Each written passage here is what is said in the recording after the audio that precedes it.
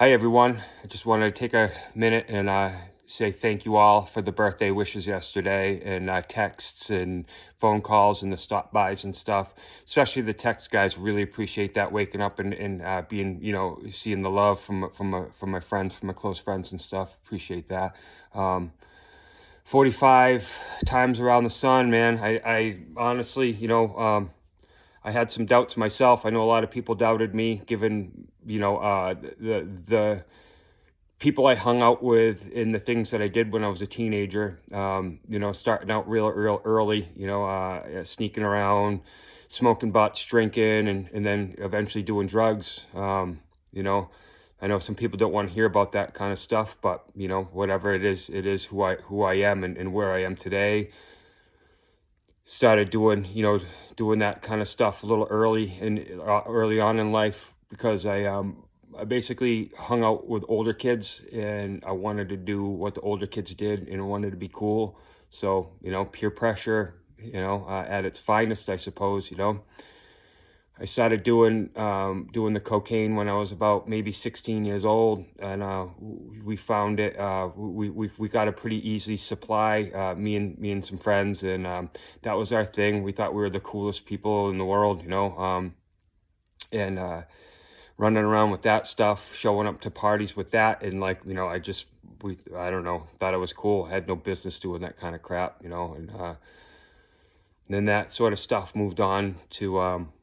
I personally didn't do it, but my friends started cooking it into rocks and crack or freebase or whatever, and smoking that. And clearly remember one buddy, we made a homemade pipe out of a soda bottle with a pen straw and tin foil, and I watched him hit that thing and blow out the big puff of white smoke, and I basically just watched his face he just turned to a different person, and I thought to myself, I don't I don't want any of that. I'm all set, and that's where I kind of drew the line on that stuff, and and that went on for quite a while until I found uh, techno music and the rave parties. There was a section in my life where I used to go to those raves and stuff. They were at we used to go to Nashua to a nightclub that was open late night for us to go and have our parties at. It'd go from like 1 o'clock in the morning to 6 o'clock, in the morning, and we would end up at random warehouse parties in cities and pop up sneak parties or whatever you want to call them. We end up in Boston a lot. I remember once I ended up in Brooklyn, New York, at a rave at a abandoned warehouse, and I clearly remember there was people laying on the floor. I didn't know if they were alive or if they were dead or if they were in one of those K holes. When you do too much special K, it paralyzes you, and so I was going to those parties with some kids who I thought were cool, and I idolized them. So very influential. I started doing like they did with ecstasy and that special K, and so many bullets I guess I dodged from there. I count my lucky stars. I mean, we used to take cigarettes and they used to dip them in this PCP formaldehyde stuff, and we would smoke those and get all whacked out and dance all night long. And um, it's kind of grimy. I remember everybody being all sweaty and gross, and but I was young, I can't imagine, taking, we took all sorts of weird things from strangers, and those days kind of came to an end once I found jam band music. I fell in love with that and fell in love with the Fish scene, and going to those shows and festivals and stuff like that. And I laid off the cocaine for a long time, and the ecstasy and the special K and all that sort of stuff, and kind of stuck with just smoking and mushrooms here and there, and sometimes some acid. Again, it was all from strangers though. So, I don't know. I just feel like I've dodged so many bullets, I really enjoyed those shows. That was a lot of fun. you know, and then I gave up on that sort of stuff after a while, after I really found a passion for snowboarding. And I met a girl who had wanted nothing to do with any of that sort of jam band stuff, or, drugs for that matter. So I laid back for a while, and we just did some drinking on the weekends, and smoked a joint here and there, stuff like that. But once that came to an end in my mid-20s, I found myself sitting on a bar stool again, drinking every day. And then, sure as can be, cocaine found its way back into my life. And I started doing that because I was hanging out with the people who were doing that, and started down that path again real hard, and drinking a lot. And then, sort of had another bout with the festivals and jam band scene. We'd go to all these shows and stuff like that, and I'd take ecstasy again, and kind of limit it to that, ecstasy, mushrooms, and stuff like that. But again, like, these were things from strangers, and it could have gone wrong. It could have gone wrong really quick, and I'm thankful that it didn't. But it was just really just, slowly whittling myself away, with drugs and alcohol. I am grateful.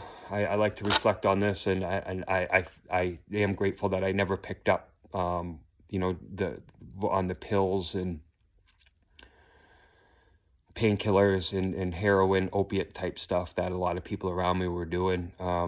I remember it being around me when I was little, when I was younger.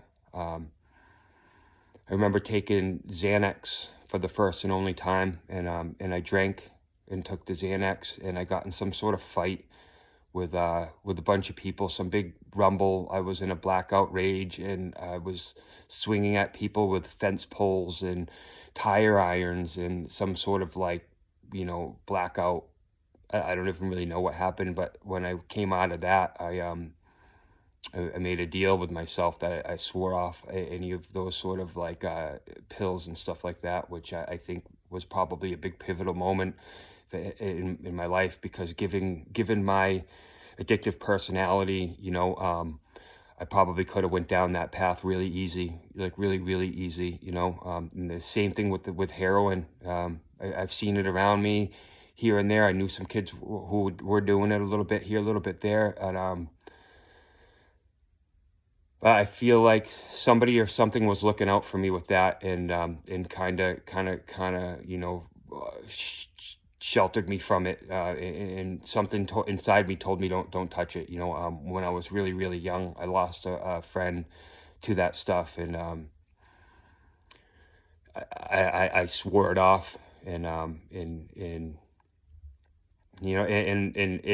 it's hard to think that a tragedy, tragically losing a friend, could do that to me. Had I not lost him so early, who knows, maybe I would have done a little bit, and then a little bit would lead to a little bit more, which would lead to a little bit more, because addictive personality, so I'm grateful. I count my lucky stars all the time, and I talk about that all the time, that I feel like somebody's looking out for me somewhere, somehow. So therefore, I feel like I kind of owe it. I owe it to some sort of greater power, some divine power or something, maybe God, maybe, maybe who knows that I owe it to do the best for myself, and to do this sort of stuff. To do this, share my thoughts, I guess, shine my light,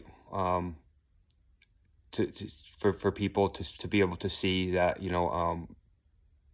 that it's real, I guess, that addiction's real, drugs and alcohol are real, and I know we're not supposed to talk about them, but, I think that's kind of the wrong way to approach it. I think guys like me should be vocal about it, and shine my light, and just keep going with it. I am so very thankful that I made it 45 years so far. every day I look at these sort of things in with the through the lens of gratitude and gratefulness and stuff like that, where it could have gone wrong really quick. You know, I couldn't, I might, there was a pretty good chance I wouldn't be sitting here in my garage talking on this video here, sharing my thoughts and sharing my, my battle with drugs and alcohol, you know? So that's it, you know, and I can I proudly say that, you know, I haven't done any of that sort of stuff. It's been well over 10 years since I've touched anything that I wasn't supposed to, you know, even the doctor's prescriptions. I don't usually take those for pain and stuff. I use other natural substances for that. And you know, there was a time where when I would run out of the money later on, I forgot to mention is Ritalin and Adderall were one of the things that I really like to do. When I ran out of money for the cocaine, I had Adderall and Ritalin, and guys like me who don't need that sort of stuff, abuse that sort of stuff. So you know, with my love for drinking, that Adderall and Ritalin and stuff like that helped me drink more, party more, and keep me going. I'd wake up hungover in the morning and maybe crush up a Ritalin, eat one, snort one. The Adderalls, whatever, you know, they were just so readily available. But you know, so there's that. So I'm proud to say, you know, I put all that past me, and now it's time to learn from that and move on, and be grateful that I'm here, and share these stories with everybody, you know. So that's it. I just wanted to say thank you, everybody, and that I'm actually surprised myself, and to some degree, I honestly feel like that I am maybe on borrowed time, you know, that I owe like I said, I owe the universe this, you know, this here. So anyway, thanks for listening. I know it's not the most gloriful thing to talk about, you know, young kids doing drugs and sniffing Adderalls and stuff like that, but it's there. So and anybody who finds himself doing these sort of things still, whether young or old or whatever, that let me, you know, be the example that you can get out of that cycle, because it is a vicious cycle.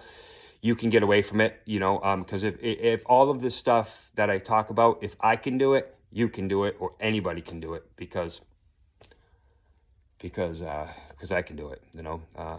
Anyway, thanks for listening. Thank you all for the happy birthdays, and I hope you all have a good day, and we'll talk to you soon. Bye.